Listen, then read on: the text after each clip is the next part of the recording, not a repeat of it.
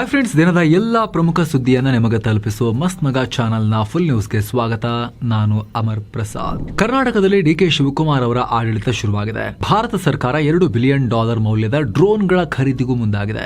ಎಲ್ಲದರ ಬಗ್ಗೆ ಡೀಟೇಲ್ ಆಗಿ ಹೇಳ್ತೀವಿ. ಅದಕ್ಕೂ ಮುನ್ನ ಪಶ್ಚಿಮ ಬಂಗಾಳದಲ್ಲಿ ಆಗಿರೋ ದೊಡ್ಡ ಡೆವಲಪ್ಮೆಂಟ್ ಬಗ್ಗೆ ಹೇಳಿಬಿಡ್ತೀವಿ. ದೇಶದ ಪಾರ್ಲಿಮೆಂಟ್ ನಲ್ಲೇ 4ನೇ ಅತಿ ದೊಡ್ಡ ಪಕ್ಷ, ಪೂರ್ವ ಭಾರತದ big political force Mamata Banerjee ಅವರ ಟಿಎಂಸಿ ಪಾರ್ಟಿ ಹರಿದು ಹೋಗಿದೆ. ಟಿಎಂಸಿ ಪಾರ್ಟಿಯ 59 ರೆಬೆಲ್ ಶಾಸಕರು ಅಸೆಂಬ್ಲಿಗೆ ಎಂಟ್ರಿ ಕೊಟ್ಟು ನಾವೇ ಅಧಿಕೃತ ವಿರೋಧ ಪಕ್ಷ ಅಂತ ಡಿಕ್ಲೇರ್ ಮಾಡಿದ್ದಾರೆ. ಇದ್ದಿದ್ದೇ 80 ಶಾಸಕರು, ಅದರಲ್ಲಿ 3.25% ಕೊಚ್ಕೊಂಡು ಹೋಗಿದೆ.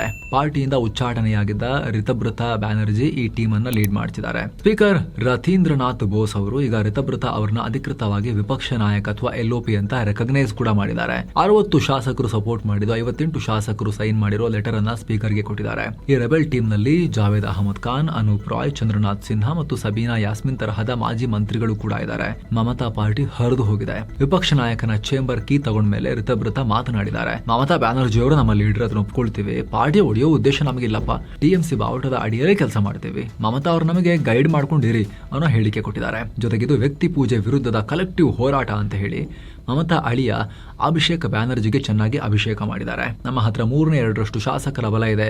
ಈತ ಯಾರು? ಅಭಿಷೇಕ್ ಬ್ಯಾನರ್ಜಿ ಅಳಿಯ ಅಂತ ಹೇಳಿ ಅವ್ರನ್ನ ಮೂಲೆ ಗುಂಪು ಮಾಡಿದ್ದಾರೆ. ಏನಾಗಿತ್ತು ಅಂದ್ರೆ ಪಾರ್ಟಿ ವಿರೋಧಿ ಕೆಲಸ ಮಾಡಿದ್ರು ಅಂತ ಸಂದೀಪನ್ ಮತ್ತು ರಿತಬ್ರತರನ್ನ ಟಿಎಂಸಿಯಿಂದ ಮಮತಾ ಹೊರಗೆ ಹಾಕಿದ್ರು. ಶಾಸಕರ ಸಂಖ್ಯೆ 80ರಿಂದ 78ಕ್ಕೆ ಇಳಿದಿತ್ತು. ಹೀಗಾಗಿ ಪಕ್ಷಾಂತರ ನಿಷೇಧ ಕಾಯ್ದೆಯಿಂದ ಬಚಾವಾಗೋಕೆ ಕನಿಷ್ಠ 52 ಶಾಸಕರ ಬೆಂಬಲ ಬೇಕಿತ್ತು. ಈಗ 59 ಶಾಸಕರು ಇರೋದ್ರಿಂದ ಅವ್ರ ಮೇಲೆ ಪಕ್ಷಾಂತರ ಕಾಯ್ದೆ ಅಪ್ಲೈನೇ ಆಗಲ್ಲ. ಇದೆಲ್ಲ ಶುರುವಾಗಿತ್ತು last week. Party general secretary Abhishek Banerjee Shovan Dev Chattopadhyay ಅವ್ರನ್ನ LOP ಮತ್ತು ಫಿರಹನ್ ಹಕೀಂ ಅವ್ರನ್ನ ಚೀಫ್ ವಿಪ್ ಮಾಡಿ ಅಂತ ಸ್ಪೀಕರ್ಗೆ ಲೆಟರ್ ಕೊಟ್ಟಿದ್ರು. ಆದ್ರೆ ಇದರಲ್ಲಿ ಶಾಸಕರ ಫೇಕ್ ಸಿಗ್ನೇಚರ್ ಇದೆ ಅಂತ ಹೇಳಿ ರಿತಬ್ರತ ಮತ್ತೆ ಸಂದೀಪನ್ ಆರೋಪ ಮಾಡಿದ್ರು. ಹಾಗಾಗಿ ಸ್ಪೀಕರ್ ಆ ಲೆಟರ್ ಅನ್ನ ರಿಜೆಕ್ಟ್ ಮಾಡಿದ್ರು. ಈ ಫೇಕ್ ಸಿಗ್ನೇಚರ್ ಸ್ಕ್ಯಾಮ್ ಬಗ್ಗೆ ಈಗ CID ತನಿಖೆ ಶುರುವಾಗಿದ್ದು ಅಭಿಷೇಕ್ ಬ್ಯಾನರ್ಜಿಗೂ ಕೂಡ ಈಗ ತನಿಖೆಯ ಬಿಸಿ ಬಂಧನದ ಭೀತಿ ಶುರುವಾಗಿದೆ. ರಾಜ್ಯಕ್ಕೆ ಹೊಸ ಸಿಎಂ ಬಂದಿದ್ದಾರೆ. 25ನೇ ಮುಖ್ಯಮಂತ್ರಿಯಾಗಿ ಡಿಕೆ ಶಿವಕುಮಾರ್ ಪ್ರಮಾಣ ವಚನ ಸ್ವೀಕಾರ ಮಾಡಿದ್ದಾರೆ. ಕೈಯಲ್ಲಿ ಸಂವಿಧಾನದ ಪುಸ್ತಕವನ್ನ ಹಿಡಿದು ಗಂಗಾಧರ ಅಜ್ಜರ ಹೆಸರಲ್ಲಿ ಪ್ರಮಾಣ ವಚನ ಸ್ವೀಕಾರ ಮಾಡಿದ್ದಾರೆ. ಲೋಕಭವನದಲ್ಲಿ ರಾಜ್ಯಪಾಲ ಥಾವರ್ ಚಂದ್ ಗೆಹ್ಲೋಟ್ ನೂತನ ಮುಖ್ಯಮಂತ್ರಿಗೆ ಪ್ರತಿಜ್ಞಾವಿಧಿಯನ್ನ ಬೋಧಿಸಿದ್ದಾರೆ. ಡಿಕೆ ಶಿವಕುಮಾರ್ ಜೊತೆಗೆ DCM ಆಗಿ ಮಾಜಿ ಗೃಹ ಸಚಿವ ಜಿ ಪರಮೇಶ್ವರ್ ಪ್ರಮಾಣ ವಚನ ಸ್ವೀಕಾರ ಮಾಡಿದ್ದಾರೆ. ಹಾಗೆ KJ George, MB Patil, Ramalinga Reddy, Satish Jarkiholi, Krishna Byregowda, Priyank Kharge, UT Khader, Eshwar Khandre, ಮಾಜಿ CM ಸಿದ್ದರಾಮಯ್ಯ ಪುತ್ರ ಯತೀಂದ್ರ, ಭೈರತಿ ಸುರೇಶ್ ಮತ್ತು ಶರಣ ಪ್ರಕಾಶ್ ಪಾಟೀಲ್ ಸಚಿವರಾಗಿ ಪ್ರಮಾಣ ವಚನ ಸ್ವೀಕಾರ ಮಾಡಿದ್ದಾರೆ. ಈ ಕಾರ್ಯಕ್ರಮದಲ್ಲಿ ವಿಪಕ್ಷ ನಾಯಕ ರಾಹುಲ್ ಗಾಂಧಿ, ಕಾಂಗ್ರೆಸ್ ಅಧ್ಯಕ್ಷ ಮಲ್ಲಿಕಾರ್ಜುನ ಖರ್ಗೆ, AICC ಪ್ರಧಾನ ಕಾರ್ಯದರ್ಶಿ KC ವೇಣುಗೋಪಾಲ್, ಕರ್ನಾಟಕ ಕಾಂಗ್ರೆಸ್ ಉಸ್ತುವಾರಿ ರಣದೀಪ್ ಸಿಂಗ್ ಸುರ್ಜೇವಾಲಾ ಪಾಲ್ಗೊಂಡಿದ್ರು. ಹಾಗೆ ಮಾಜಿ CM Siddaramaiah, Telangana CM Revanth Reddy, Kerala CM Satheesan, Himachal CM Sukhwinder Singh ಸುಖು ಪಾಲ್ಗೊಂಡಿದ್ರು. ಹಾಗೆ ವಿವಿಧ ಮಠಾಧೀಶರು, ಮೌಲ್ವಿಗಳು ಮತ್ತು ಚರ್ಚ್ಗಳ ಮುಖ್ಯಸ್ಥರು, ನಟ ನಟಿಯರು, ಉದ್ಯಮಿಗಳು, DKಶಿ ಕುಟುಂಬಸ್ಥರು ಈ ಕಾರ್ಯಕ್ರಮದಲ್ಲಿ ಪಾಲ್ಗೊಂಡಿದ್ರು. ಹಾಗೆ ಬಿಜೆಪಿಯ ಉಚ್ಚಾಟಿತ ಶಾಸಕರಾದ ಶಿವರಾಮ್ ಹೆಬ್ಬಾರ್, ST ಸೋಮಶೇಖರ್ ಕೂಡ ಇದ್ರು. ಏನು CM ಡಿಕೆ ಶಿವಕುಮಾರ್ ಅವರಿಗೆ ಪ್ರಧಾನಿ ಮೋದಿ ಅಭಿನಂದನೆಗಳನ್ನ ಸಲ್ಲಿಸಿದ್ದಾರೆ. ಕೇಂದ್ರ ಸರ್ಕಾರ ಕರ್ನಾಟಕ ಸರ್ಕಾರದೊಂದಿಗೆ ಜನರ ಕಲ್ಯಾಣಕ್ಕಾಗಿ ನಿಕಟವಾಗಿ ಕೆಲಸ ಮಾಡುತ್ತೆ ಅಂತ X ನಲ್ಲಿ ಪೋಸ್ಟ್ ಮಾಡಿದ್ದಾರೆ. DKಶಿ ಪ್ರಮಾಣ ವಚನಕ್ಕೂ ಮುನ್ನ ಮಾಜಿ PM HD ದೇವೇಗೌಡರು, ಮಾಜಿ ಮುಖ್ಯಮಂತ್ರಿ ಯಡಿಯೂರಪ್ಪನವರಿಗೂ ಕೂಡ ಪ್ರಮಾಣ ವಚನಕ್ಕೆ ಬನ್ನಿ ಅಂತ ಹೇಳಿ ಆಹ್ವಾನ ಕೊಟ್ಟಿದ್ರು. ಆದ್ರೆ ಅವ್ರು ಬಂದಿರಲಿಲ್ಲ. ಇನ್ನು ಪ್ರಮಾಣ ವಚನ ಕಾರ್ಯಕ್ರಮದಲ್ಲಿ ನಾಡಗೀತೆಗೂ ಮೊದಲು ಒಂದೇ ಮಾತರಂ ಹೇಳೋ ಟೈಮ್ನಲ್ಲಿ ಅದು ಮಿಸ್ ಆಗಿ ಸೀದಾ ನಾಡಗೀತೆನೇ ಫಸ್ಟ್ ಪ್ಲೇ ಆಗಿದೆ. ಒಂದೇ ಮಾತರಂ ಗೀತೆಯನ್ನ ಪ್ಲೇ ಮಾಡ್ತಾರೆ, ಎಲ್ಲರೂ ಎದ್ದು ನಿಲ್ಲಿ ಅಂತ ಹೇಳಿ ಸಿಬ್ಬಂದಿ ಅನೌನ್ಸ್ ಕೂಡ ಮಾಡಿದ್ರು, ರಾಜ್ಯಪಾಲರ ಸಿಬ್ಬಂದಿ. ಆದ್ರೆ ಆಗ ನಾಡಗೀತೆ ನುಡಿಸಲಾಗಿದೆ. 10 ಸೆಕೆಂಡ್ ಆಗೋ ತನಕ ನಾಡಗೀತೆಯನ್ನೇ ಹಾಕಿ ಆಮೇಲೆ ನಿಲ್ಲಿಸಿ ಒಂದೇ ಮಾತರಂ ಮತ್ತೆ ಹೊಸದಾಗಿ ಪ್ಲೇ ಮಾಡಿದ್ದಾರೆ. ಇತ್ತ ಕಾಂಗ್ರೆಸ್ ಹೈಕಮಾಂಡ್ ಮಾಜಿ CM ಸಿದ್ದರಾಮಯ್ಯ ಅವರಿಗೆ ಮಹತ್ವದ ಹುದ್ದೆ ಕೊಟ್ಟಿದೆ. ಸಿದ್ದರಾಮಯ್ಯ ಅವರನ್ನ ಕಾಂಗ್ರೆಸ್ ಕಾರ್ಯಕಾರಿ ಸಮಿತಿ ಅಂದ್ರೆ ಕಾಂಗ್ರೆಸ್ ವರ್ಕಿಂಗ್ ಕಮಿಟಿಯ ಮೆಂಬರ್ ಅನ್ನಾಗಿ ನೇಮಕ ಮಾಡಲಾಗಿದೆ. 2018ರಲ್ಲಿ ರಾಹುಲ್ ಗಾಂಧಿ ಕಾಂಗ್ರೆಸ್ ಅಧ್ಯಕ್ಷರಾಗಿದ್ದಾಗಲೂ ಸಿದ್ದರಾಮಯ್ಯ CWC ಮೆಂಬರ್ ಆಗಿದ್ರು. ಇನ್ನು ಸ್ನೇಹಿತರೆ, ಕಾಶಿ, ಅಯೋಧ್ಯೆ, ತ್ರಿವೇಣಿ ಸಂಗಮ, ಗಯಾ, ಬೋಧ್ ಗಯಾ ಸೇರಿ ಈ ಎಲ್ಲಾ ಕ್ಷೇತ್ರಗಳಿಗೆ ಪ್ರವಾಸ ಯಾತ್ರೆ ಹೋಗೋ ಆಸಕ್ತಿ ನಿಮಗಿದ್ರೆ 7 Saints ನವರ ಎಲ್ಲವನ್ನ ಒಳಗೊಂಡ ಪ್ಯಾಕೇಜ್ ಇದು. ನಿಮಗೆ ಬೇರೆ ಏನು ಖರ್ಚಿರೋದಿಲ್ಲ. ಕನ್ನಡ ಟೂರ್ ಮ್ಯಾನೇಜರ್ ಖುದ್ದಾಗಿ ನಿಮ್ಮನ್ನ ಕರ್ಕೊಂಡು ಹೋಗಿ ಟ್ರಾವೆಲ್ ಮಾಡಿಸಿ ವಾಪಸ್ ನಿಮ್ಮನ್ನ ಕರ್ಕೊಂಡ್ಬಂದು ತಲುಪಿಸ್ತಾರೆ. ಆಸಕ್ತರು ಕಾಲ್ ಮಾಡಿ ಬುಕ್ ಮಾಡಿಕೊಂಡು ಹೋಗಿ ಬರಬಹುದು. ಹಿರಿಯ ನಾಗರಿಕರಿದ್ರೆ ಸ್ಪೆಷಲ್ ಕೇರ್ ಕೂಡ ಇರುತ್ತೆ. ಏನು ಹಿರಿಯ ಕಾಂಗ್ರೆಸ್ ನಾಯಕ, ವಿಧಾನ ಪರಿಷತ್ ಸದಸ್ಯ BK ಹರಿಪ್ರಸಾದ್ KPCC ಅಧ್ಯಕ್ಷರಾಗಿ ಆಯ್ಕೆಯಾಗಬಹುದು. ಬರೀ ಅಧಿಕೃತ ಘೋಷಣೆಯೊಂದೇ ಬಾಕಿ ಅಂತ ಮಾಹಿತಿ ಬರ್ತಾ ಇದೆ. ಒಂದು ವೇಳೆ ಆಯ್ಕೆ ಆದ್ರೆ ಅವಾಗ ನೋಡೋಣ ಯಾಕೆ ಆಯ್ಕೆ ಮಾಡಿರ್ಬೋದು, ಏನ್ ಕತೆ, ಇವ್ರ ಪ್ರೊಫೈಲ್ ಏನು ಅಂತ ಹೇಳಿ. ಇರೋ ಕನ್ನಡದ ದಿನಪತ್ರಿಕೆ ವಿಶ್ವವಾಣಿಯಲ್ಲಿ ವಿವಾದ ಆಗಿದೆ. ಪತ್ರಿಕೆಯ ಫ್ರಂಟ್ ಪೇಜ್ನಲ್ಲಿ ಡಿಕೆ ಶಿವಕುಮಾರ್ ಅವರನ್ನ ಶಿವ ದೇವರ ರೀತಿಯಲ್ಲಿ ಚಿತ್ರಿಸಲಾಗಿದೆ. ಹುಲಿಯ ಚರ್ಮ, ಕೊರಳಲ್ಲಿ ರುದ್ರಾಕ್ಷಿ, ಜಟಾಧಾರಿ, ಕೈಯಲ್ಲಿ ತ್ರಿಶೂಲ ಮತ್ತು ಡಮರು ಹಿಡಿದಿರೋ ಹಾಗೆ ತೋರಿಸಲಾಗಿದೆ. ಇದು ಬಹಳ ಚರ್ಚೆಗೆ, ಆಕ್ರೋಶಕ್ಕೆ ಕಾರಣ ಆಗಿದೆ. ರಾಜಕೀಯ ವ್ಯಕ್ತಿಯನ್ನ ಹಿಂದೂ ದೇವರೊಬ್ಬರಿಗೆ ಹೋಲಿಸೋದು, ಅದು ಕೂಡ ಸಾಕ್ಷಾತ್ ಶಿವರಿಗೆ ಹೋಲಿಸೋದು, ಇದು ಅಪಮಾನ ಅಲ್ವಾ ಅಂತ ಹೇಳಿ ಪ್ರಶ್ನೆ ಮಾಡಲಾಗಿದೆ. ಏನೋ ಭಾರತದ ಸೇನಾ ಬತ್ತಳಿಕೆಗೆ ಮತ್ತೊಂದು ಬ್ರಹ್ಮಾಸ್ತ್ರ ಸೇರ್ಪಡೆಯಾಗಿದೆ. DRDO ಮತ್ತು ಭಾರತದ ವಾಯುಪಡೆ ರುದ್ರಂ 2 ಕ್ಷಿಪಣಿಯನ್ನ ಯಶಸ್ವಿಯಾಗಿ ಟೆಸ್ಟ್ ಮಾಡಿದ್ದಾರೆ. ಒಡಿಶಾದ ಚಂಡೀಪುರ್ನಲ್ಲಿರುವ ಇಂಟಿಗ್ರೇಟೆಡ್ ಟೆಸ್ಟ್ ರೇಂಜ್ನಿಂದ ಈ ಅತ್ಯಾಧುನಿಕ ಏರ್ ಟು ಸರ್ಫೇಸ್ ಮಿಸೈಲ್ ಪರೀಕ್ಷೆ ನಡೆದಿದೆ.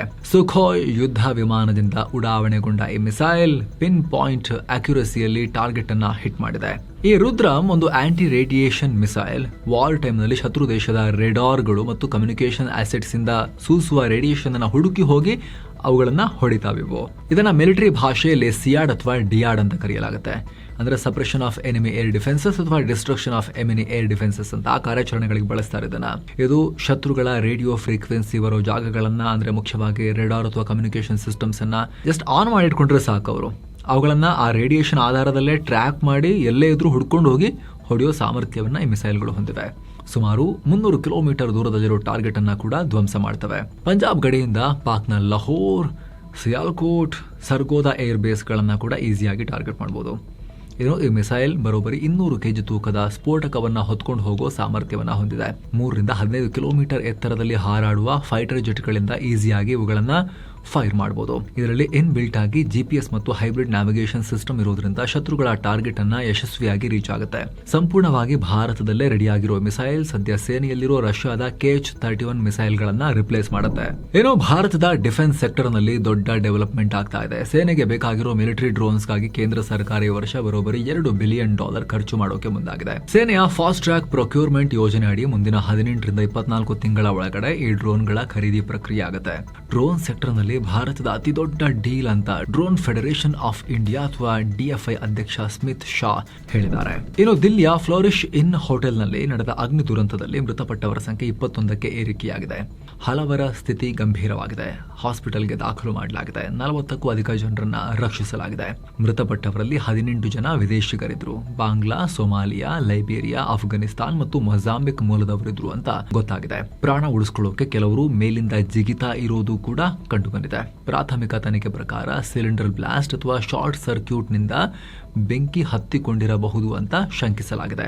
ಸದ್ಯ ಸ್ಥಳಕ್ಕೆ ಫೋರೆನ್ಸಿಕ್ ತಂಡಗಳು ಭೇಟಿ ನೀಡಿ ಪರಿಶೀಲಿಸ್ತಾ ಇದ್ದಾರೆ. ಇನ್ನು ದಿಲ್ಲಿ ಸರ್ಕಾರ ಈ ಹೋಟೆಲ್ಗೆ 6 ರೂಮ್ ಆಪರೇಟ್ ಮಾಡೋಕೆ ಮಾತ್ರ ಲೈಸೆನ್ಸ್ ಕೊಟ್ಟಿತ್ತು. ಇವರು 25 ರೂಮ್ ಗಳನ್ನ ಆಪರೇಟ್ ಮಾಡ್ತಾ ಇದ್ರು ಅಂತಲೂ ಗೊತ್ತಾಗಿದೆ. ಬೇಸ್ಮೆಂಟ್ ನಲ್ಲೂ ಕೂಡ ರೂಮ್ ಗಳನ್ನ ಮಾಡಿಟ್ಕೊಂಡಿದ್ರು ಅನ್ನೋ ಮಾಹಿತಿ ಇದೆ. ಬೆಂಕಿ ನಂದಿಸೋಕೆ ಹೋಗಿದ್ದ ದಿಲ್ಲಿ ಅಗ್ನಿಶಾಮಕ ದಳದ 10 ಸಿಬ್ಬಂದಿ ಕೂಡ ಗಾಯಗೊಂಡಿದ್ದಾರೆ. ಇನ್ನು ದಿಲ್ಲಿ ಪೊಲೀಸರು ಈ ಘಟನೆ ಕುರಿತು FIR ದಾಖಲು ಮಾಡಿಕೊಂಡಿದ್ದಾರೆ. ಇತ್ತ ಈ ಘಟನೆಗೆ PM ಮೋದಿ, ರಾಷ್ಟ್ರಪತಿ ದ್ರೌಪದಿ ಮುರ್ಮು, ದಿಲ್ಲಿ CM ರೇಖಾ ಗುಪ್ತಾ ಸೇರಿದ ಹಾಗೆ ಹಲವರು ಸಂತಾಪ ಸೂಚಿಸಿದ್ದಾರೆ. PM ಮೋದಿ ಮೃತಪಟ್ಟವರಿಗೆ ತಲಾ 2 ಲಕ್ಷ, ಗಾಯಗೊಂಡವರಿಗೆ ತಲಾ 50,000 ರೂಪಾಯಿ ಪರಿಹಾರವನ್ನ ಕೂಡ ಘೋಷಿಸಿದ್ದಾರೆ. ದಿಲ್ಲಿಗೆ ಹೋದಾಗ ಹೋಟೆಲ್ ಬುಕ್ ಮಾಡಬೇಕಾದ್ರೆ ತುಂಬಾ ಹುಷಾರ್ ಸ್ನೇಹಿತರೆ. ರೇಟಿಂಗ್ ನೋಡಿಕೊಂಡು ಆನ್ಲೈನ್ ನಲ್ಲಿ ಬಜೆಟ್ ಕೂಡ ಚೆನ್ನಾಗಿದೆ ಅಂತ ಬುಕ್ ಮಾಡಿದ್ರೆ ಬಹಳ ಕಷ್ಟ ಆಗ್ಬೋದು. ನೀವು ಒಂದು ಹೋಟೆಲ್ ನಲ್ಲಿ ಬುಕ್ ಮಾಡಿರ್ತೀರಾ, ಆ ಹೋಟೆಲ್ ಇಲ್ಲಿದೆ, ಇದರ ರೇಟಿಂಗ್ ಎಲ್ಲ ನೋಡಿರ್ತೀರಾ, ದುಡ್ಡು ಪೇ ಮಾಡಿರ್ತೀರಾ. ಅಲ್ಲಿ ಹೋದ್ರೆ ರಿಸೆಪ್ಷನ್ ಅದೇ ಇರುತ್ತೆ, ಎಲ್ಲ ಮಾಡ್ಕೊಂತಾರೆ. ಆಮೇಲೆ ಒಳಗಿಂದೊಳಗೆ ಹಿಂದ್ಗಡೆ ಇರೋ ಈ ಬಿಲ್ಡಿಂಗಿಗೆ, ಆಮೇಲೆ ಈ ಬಿಲ್ಡಿಂಗಿಗೆ 2-3 ಬಿಲ್ಡಿಂಗ್ ದಾಟಿಸಿ ಒಳಗಿಂದೊಳಗೆ ಕನೆಕ್ಷನ್ ಅಲ್ಲ. ಅದಕ್ಕೂ ಕೂಡ ಈ ಬಿಲ್ಡಿಂಗಿಂದ ಈ ಬಿಲ್ಡಿಂಗಿಗೆ, ಈ ಬಿಲ್ಡಿಂಗಿಂದ ಈ ಬಿಲ್ಡಿಂಗಿಗೆ ಗುಹೆ ಒಳಗೆ ಹೋದಂಗೆ ಆಗುತ್ತೆ ನಿಮಗೆ. ಲಾಸ್ಟಿಗೆ ಇನ್ನು ಯಾವುದೋ ಮೂಲಲ್ಲಿರೋ ಇದರಲ್ಲಿ ರೂಮ್ ಕೊಡ್ತಾರೆ. ನಮ್ಮದೇ ಹೋಟೆಲ್ ಇದು, ನಮ್ಮದೇ ರೂಮ್ ಇಲ್ಲಿದೆ, ಅಲ್ಲೆಲ್ಲ ಫುಲ್ ಆಗಿದೆ ಅಂತ ಹೇಳಿಬಿಡ್ತಾರೆ. ಸೊ ಕೇರ್ಫುಲ್ ಆಗಿರಿ, ಸ್ವಲ್ಪ ಹುಷಾರಾಗಿರಿ. ಅಂತ ಕಿಷ್ಕಿಂದಲ್ಲಿ ಸಿಕ್ಕಾಕೊಂಡ್ರೆ ಬೆಂಕಿ ಬಿದ್ದಾಗ ಹೊರಗೆ ಬರಕ್ಕೆ ಕಷ್ಟ ಆಗ್ಬೋದು. ಏನೋ ಬಂಗಾಳದಲ್ಲಿ ಅಕ್ರಮ ಬಾಂಗ್ಲಾ ವಲಸಿಗರ ಬೇಟೆ ಜೋರಾಗಿ ನಡೀತಾ ಇದೆ. ಇದೀಗ ಬಂಗಾಳದ ದಕ್ಷಿಣ 24 ಪರಗಣ ಜಿಲ್ಲೆಯಲ್ಲಿ ಸುಮಾರು 18 ಬಾಂಗ್ಲಾ ಪ್ರಜೆಗಳನ್ನ ಪೊಲೀಸರು ವಶಕ್ಕೆ ಪಡೆದಿದ್ದಾರೆ. ವಿಚಾರಣೆ ವೇಳೆ ಇದರಲ್ಲಿ ಬಹುತೇಕರು ತಾವು ಬಾಂಗ್ಲಾದವರು ಅಂತ ಒಪ್ಕೊಂಡಿದ್ದಾರೆ.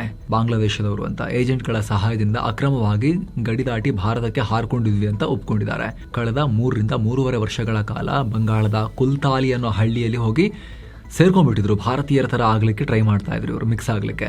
ಇನ್ನು ಇದೇ ಬಂಗಾಳದ ಉತ್ತರ 24 ಪರಗಣ ಜಿಲ್ಲೆಯ ಗೋಬರ್ ಡಾಂಗಾ ರೈಲ್ವೆ ಸ್ಟೇಷನ್ ನಲ್ಲಿ ಭಾರಿ ಪ್ರತಿಭಟನೆಯಾಗಿದೆ. ರೈಲ್ವೆ ಜಾಗದಲ್ಲಿ ಕಟ್ಟಿದ್ದ ಅಂಗಡಿಗಳನ್ನ ಅಧಿಕಾರಿಗಳು ತೆರವು ಮಾಡ್ತಾ ಇದ್ರು. ಇದನ್ನ ವಿರೋಧಿಸಿ ಬಹಳ ಪ್ರತಿಭಟನೆ ಆಯಿತು. ಏನೋ ಕೋಲ್ಕತ್ತಾದ ಸುರೇಂದ್ರನಾಥ್ ಕಾಲೇಜಲ್ಲಿ 1 ಕೋಟಿ ರೂಪಾಯಿಗೂ ಅಧಿಕ ಹಣ ಸಿಕ್ಕಿರೋದು ಸಂಚಲನಕ್ಕೆ ಕಾರಣ ಆಗಿದೆ. ಕಾಲೇಜಿನ ಸ್ಟೂಡೆಂಟ್ಸ್ ಯೂನಿಯನ್ ರೂಮ್ ನಲ್ಲಿ ಗೆದ್ದಲು ತಿಂದಿರೋ 1 ಕೋಟಿಗೂ ಅಧಿಕ ಕ್ಯಾಶ್ ಸಿಕ್ಕಿದೆ. ದುಡ್ಡಿನ ಜೊತೆಗೆ ಎಣ್ಣೆ ಬಾಟಲಿ, ಕಾಂಡೋಮ್ ಮತ್ತು ಬಂದೂಕು ಕೂಡ ಸಿಕ್ಕಿದೆ.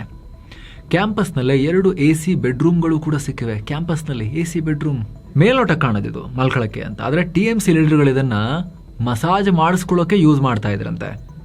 2019ರಿಂದ ಎಲೆಕ್ಷನ್ ಆಗಿಲ್ಲ ಅಂತ ಹೈಕೋರ್ಟ್ ಆರ್ಡರ್ ಪ್ರಕಾರ 1 ವರ್ಷದಿಂದ ರೂಮ್ ಲಾಕ್ ಆಗಿತ್ತು. ಆದರೆ ಈಗ ಸುವೇಂದು ಸರ್ಕಾರ ಯೂನಿಯನ್ ಫಂಡ್ ಲೆಕ್ಕ ಕೇಳಿದಾಗ ಈ ಅಕ್ರಮ ಹೊರಬಿದ್ದಿದೆ. TMC ಸ್ಟೂಡೆಂಟ್ ಲೀಡರ್ಗಳು ಅಡ್ಮಿಷನ್ ಹೆಸರಲ್ಲಿ ಲಕ್ಷ ವಸೂಲಿ ಮಾಡಿ ಇಲ್ಲಿಟ್ಟಿದ್ರು ಅಂತ ಬಿಜೆಪಿ ಆರೋಪಿಸಿದೆ. ಜೊತೆಗೆ ಈ ಬಗ್ಗೆ ED ತನಿಖೆ ಆಗಬೇಕು ಅಂತಲೂ ಡಿಮಾಂಡ್ ಮಾಡಿದ್ದಾರೆ. ಏನೋ ದೇಶದಲ್ಲಿ ಮತ್ತೊಂದು ಉಗ್ರ ಜಂತುವನ್ನ ಅರೆಸ್ಟ್ ಮಾಡಲಾಗಿದೆ. ಪಾಕಿಸ್ತಾನದಲ್ಲಿರೋ ಡಿ ಕಂಪನಿಯ ಕುಖ್ಯಾತ ಗ್ಯಾಂಗ್ಸ್ಟರ್ ಮುನ್ನಾ ಜಿಂಗಡಾನ ಆಪ್ತ ಹುಫೈಜಾನನ್ನ ಹಿಡಿದು ಹಾಕಲಾಗಿದೆ. ಮುಂಬೈ ಉಗ್ರ ನಿಗ್ರಹ ದಳ ಈ ಕಾರ್ಯಾಚರಣೆ ಮಾಡಿದೆ. ಇತ್ತೀಚೆಗಷ್ಟೇ ದಿಲ್ಲಿ ಪೊಲೀಸರು ಪಾಕ್ನ ISI ಮತ್ತು ಉಗ್ರ ದಾವೂದ್ ಇಬ್ರಾಹಿಂ ಗ್ಯಾಂಗ್ಗೆ ಲಿಂಕ್ ಇರೋ ಉಗ್ರ ಜಾಲವನ್ನ ಭೇದಿಸಿದ್ರು. ಮುಂದುವರೆದ ಭಾಗವಾಗಿ ಈ ಕಾರ್ಯಾಚರಣೆ. ಏನೋ ಗಲ್ಫ್ ಉದ್ವಿಗ್ನತೆ ನಡುವೆ ಸೌದಿ ಅರೇಬಿಯಾಗೆ ಭಾರತ ಹೊಸ ರಾಯಭಾರಿಯನ್ನ ನೇಮಕ ಮಾಡಿದೆ. ಅನುಭವಿ ರಾಜತಾಂತ್ರಿಕ 1998ರ ಬ್ಯಾಚ್ನ IFS ಆಫೀಸರ್ ವಿಪುಲ್ ರನ್ನ ಮುಂದಿನ ರಾಯಭಾರಿಯನ್ನಾಗಿ ನೇಮಕ ಮಾಡಲಾಗಿದೆ. ಈ ಹಿಂದೆ ಅವರು ಕತರ್ಗೆ ಭಾರತದ ರಾಯಭಾರಿಯಾಗಿದ್ರು. ಗಲ್ಫ್ ರಾಷ್ಟ್ರಗಳ ರಾಜತಾಂತ್ರಿಕ ವ್ಯವಹಾರಗಳ ಬಗ್ಗೆ ಇವರಿಗೆ ದೊಡ್ಡ ಎಕ್ಸ್ಪೀರಿಯನ್ಸ್ ಇದೆ. ಏನೋ ಬಾಲಿವುಡ್ ನಟ ರಣವೀರ್ ಸಿಂಗ್ಗೆ ರಿಲೀಫ್ ಸಿಕ್ಕಿದೆ. ಇವರ ವಿರುದ್ಧ federation of western India cine employees ಹೊರಡಿಸಿದ್ದ ನಾನ್ ಕೋಆಪರೇಷನ್ ಬ್ಯಾನ್ ಆದೇಶವನ್ನ ವಾಪಸ್ ಪಡೆಯಲಾಗಿದೆ. ನಾವು ಅವಾಗ್ಲೂ ಕೂಡ ಹೇಳಿದ್ವಿ ಇದು ವರ್ಕ್ ಆಗೋದು ಕಷ್ಟ ಅಂತ ಹೇಳಿ, ಸಾಂಕೇತಿಕವಾಗಿ ಮಾಡ್ದಂಗಿದೆ ಅಂತ. ಈಗ ಅದನ್ನ ಫೈನಲಿ ವಾಪಸ್ ತಗೊಂಡಿದ್ದಾರೆ. ನಾವು ಈ ತರ ಪಬ್ಲಿಕ್ ನಲ್ಲಿ ಜಗಳ ಆಡಬಾರದು, ಒಟ್ಟಿಗೆ ಕೂತು ಮಾತಾಡಿ ಸಮಸ್ಯೆ ಬಗೆಹರಿಸ್ಕೋಬೇಕು. ರಣವೀರ್ ಸಿಂಗ್ ಕಳಿಸಿರೋ ಲೀಗಲ್ ನೋಟಿಸ್ಗೆ ಕಾನೂನುಬದ್ಧವಾಗಿ ರೆಸ್ಪಾಂಡ್ ಮಾಡ್ತೀವಿ ಅಂತ ಈ ಫೆಡರೇಷನ್ ಅವರು ಹೇಳಿದ್ದಾರೆ. ಏನಕ್ಕೆ ಬ್ಯಾನ್ ಅಂತ ಹೇಳಿದ್ರು? ಡಾನ್ 3 ಸಿನಿಮಾ ಶೂಟಿಂಗ್ ಶುರು ಆಗೋ ಟೈಮ್ನಲ್ಲಿ ನಾನು ಮಾಡಲ್ಲ ಅಂತ ಹೇಳಿ ಇವರು ಕೈ ಕೊಟ್ಟಿದ್ರು ಅನ್ನೋದು ಆರೋಪ. ಇನ್ನು ಅಮೆರಿಕ ಭಾರತದ ಮೇಲೆ 12.5% ಟ್ಯಾರಿಫ್ ಹೇರೋಕೆ ಪ್ರಪೋಸ್ ಮಾಡಿತ್ತು. ಇದಕ್ಕೀಗ ಭಾರತ ಪ್ರತಿಕ್ರಿಯೆ ಕೊಟ್ಟಿದೆ. ಈ ಟ್ಯಾಕ್ಸ್ ಪ್ರಪೋಸಲ್ ವಿಚಾರವಾಗಿ ಅಮೆರಿಕದ ಅಧಿಕಾರಿಗಳೊಂದಿಗೆ ನಿರಂತರವಾಗಿ ಸಂಪರ್ಕದಲ್ಲಿದ್ದೀವಿ.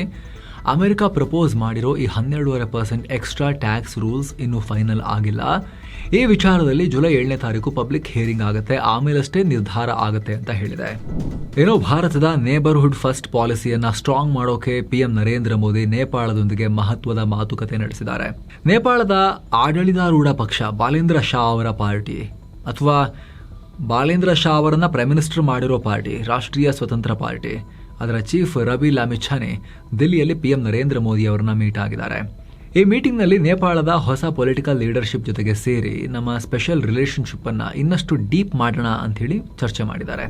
ಏನೋ ಕುವೈತ್ ಇಂಟರ್ನ್ಯಾಷನಲ್ ಏರ್ಪೋರ್ಟ್ ಮೇಲೆ ನಡೆದ ಇರಾನ್ ದಾಳಿಯಲ್ಲಿ ಭಾರತೀಯರೊಬ್ಬರು ಪ್ರಾಣ ಕಳ್ಕೊಂಡಿದ್ದಾರೆ. ಈ ಬಗ್ಗೆ ಕುವೈತ್ನಲ್ಲಿರೋ ಭಾರತೀಯ ಎಂಬೆಸಿ ಅಧಿಕೃತವಾಗಿ ಮಾಹಿತಿ ಕೊಟ್ಟಿದೆ. ಮೃತ ಭಾರತೀಯನ ಕುಟುಂಬಕ್ಕೆ ತೀವ್ರ ಸಂತಾಪ ಸೂಚಿಸಿದೆ. ಗಾಯಗೊಂಡವರಿಗೆ ಮತ್ತು ಮೃತರ ಕುಟುಂಬಕ್ಕೆ ಎಲ್ಲ ರೀತಿಯ ಸಪೋರ್ಟ್ ಕೊಡೋದಾಗಿ ಭರವಸೆ ಕೊಟ್ಟಿದ್ದಾರೆ.